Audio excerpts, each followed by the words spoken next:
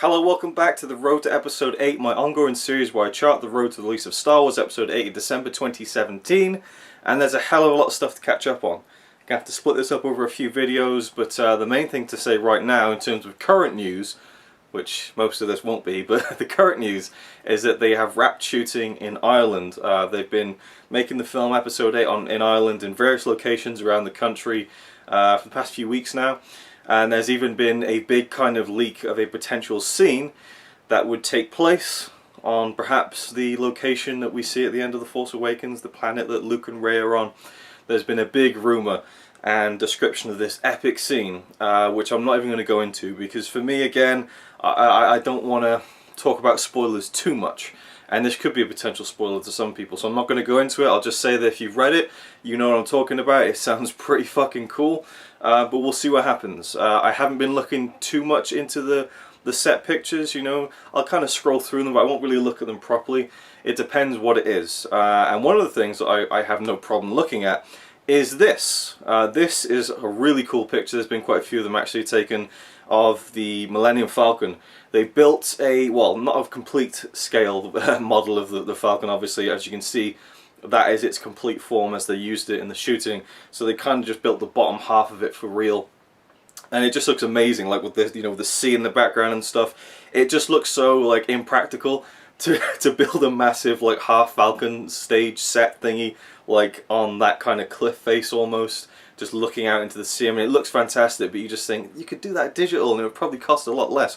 But I love that they're doing that. I love they're going to those lengths to make it seem more real, which is great. And so that was just a really cool thing to see. Also, speaking of the Falcon, there has been a full complete Falcon built in the UK, and there's a set, and you can see some stuff on that set which you may not want to look into and stuff, but one thing I can show you, which I found pretty funny, and I'm wondering if because all the security is really locked down over in Ireland, or was locked down over in Ireland, they forgot about the Falcon set in England, because this happened. Yeah, a group of kids broke onto the set and kind of just was walking around on top of the Falcon, taking pictures and stuff. And yeah, that's kind of like, it's kind of cool, but it's kind of like little shitheads at the same time.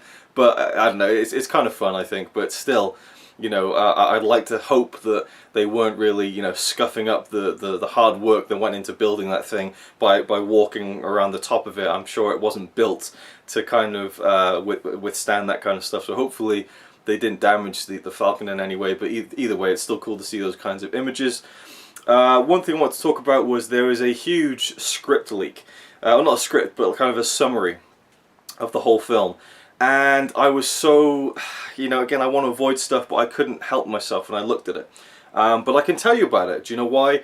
Because it's been confirmed as being false. And basically the gist of it, I won't even go into all the details, but it said that the hook of the film was that they were going to flip the whole I am your father thing. And the big line in episode 8 was going to be where Luke says to Rey, I'm your father, and she says, no, I'm your father. And it turns out that she's Anakin, and that her I can't even say it with respect. Anakin's soul is kind of this like everlasting kind of force thing that is now being a vessel inside this young girl, and she is truly Anakin, and it's all about, the whole 3 trilogy is all about Anakin and stuff, and it was just like, it sounded god awful.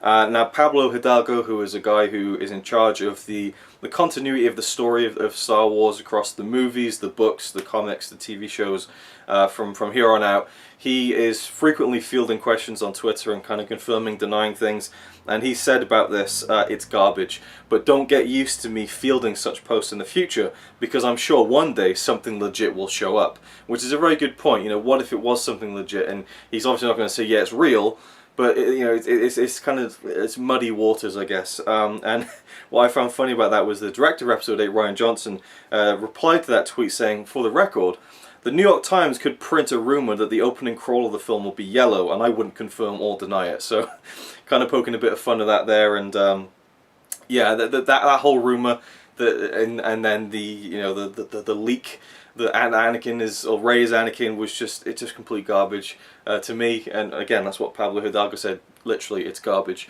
So for anyone who's worried that was true, it's not.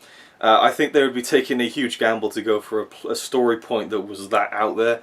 And I think that sometimes, again, you know what I feel about it. I feel like she's Luke's daughter, and that seems to be the most obvious answer. And I'll say it again, and I'm sure I'll say it again even more many times, that sometimes the most obvious answer isn't the worst one. So yeah. What else have we got? We've seen videos of Daisy Ridley training and stuff. She's obviously really taking the physicality serious. We talked about this before. One thing I wanted to show you was this small clip of her working out, again, during the production of the film. And I love that she's working out in a gym with a poster of The Force Awakens in the background. There's just something kind of, that just tickles me for some reason. And also, there's some videos that have been released on Twitter of Daisy Ridley's stunt double in the films, and just take a look at some of the stuff she can do. Like, this is like, really impressive stuff, but are we going to see Rey like kick it up to that kind of notch? It'll be interesting to see, you know, if her Jedi training begins and continues in the next two films, and if we'll see her busting up moves like that, or whether this is just kind of personal, you know, things that the stunt double of Daisy Ridley is doing in her own free time, posting on Twitter, which is probably the most logical answer. But it'd be interesting to see, you know, Rey really kick it up and just go like batshit crazy with all the, you know, the martial arts kind of stuff. Anyway, again, it's hard to kind of keep this focus because I've missed so much. You know, it's really, it's just plowing along now. Oscar Isaac has talked about the film and how he said that it's the second chapter and it's really dark, but it's not that dark. So it's like conflicting. But that's what most people are saying now. You know, I think John Boyega said, you know, it's dark. I found Force Awakens to be pretty dark in moments, so I'm intrigued to see how much darker it's going to get. But obviously, the stakes keep getting bigger when you're in trilogies like this, I think. And now that the stage has been set, you know, how dark is it going to get? Again, speculation can be ripe for stuff like that. There's a lot of, you know, like, what do I cover? The Rogue One stuff, the Episode 8 stuff is the road to Episode 8, but at the same time, you know, the Rogue One is going to be such a huge thing in the Star Wars universe. I feel like I have to cover it, and I will cover it. They've announced that on July 15th at Celebration Europe, that Gareth Edwards is going to be there with Kathleen Kennedy, so I'm sure we're going to see maybe a new trailer for Rogue One. And obviously, it's the summer, we're moving into a December release for Rogue One, so they're going to really want to be pushing that film now that The Force Awakens is done and dusted.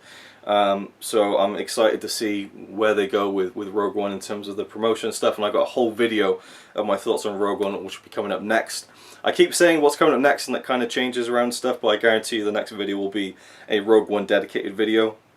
In other news, spin-off news, Christopher Miller, who's going to be one of the directors of the Han Solo movie, posted this image and says he can't wait to start, quote-unquote, shooting, which is really interesting. And now we know who Han Solo is going to be, so again, speculation is going to start ramping up about that. What is this film going to be about, the Han Solo film? And again, it's years down, you know, years down the line, obviously, like a couple of years now. But in fact, I think it's slated for May 2018, and I'm wondering if they're going to shift that again and keep it to solely December releases. That remains to be seen. One thing I want to talk about was the original opening to The Force Awakens, which was leaked a long time ago before the film came out, and I read it and thought, that sounds bollocks. But it turns out it was true. For Star Wars Day, Mark Hamill was the guest editor of The Sun, which is a newspaper in the UK, and he said, I read the script on a little iPad with a security man with me, so I couldn't take notes. The first few words in the crawl are Luke Skywalker has vanished, and I thought, boy, this is going to be good. I thought, good, I'm going to have one of those 11th hour entrances. I wanted impact, I wanted to affect the storyline. Then he goes on about the opening. He says, one day I read the first 15 minutes of the film absolutely accurately. He means he saw it online. I can tell you now that in the original opening shot of Episode 7, the first thing came into frame was a hand with a lightsaber, a severed hand that enters the atmosphere, and then the hand and bone burns away and goes sticking into the surface of Jakku. And this alien hand comes in. I don't know if it was Maz, but it was an alien hand who takes the lightsaber away, and then the movie proceeds as you see it. So, you know, the rumor that the film is going to open with Luke Skywalker's hand floating through space with his lightsaber still holding it from Empire Strikes Back, that was the original opening of the film.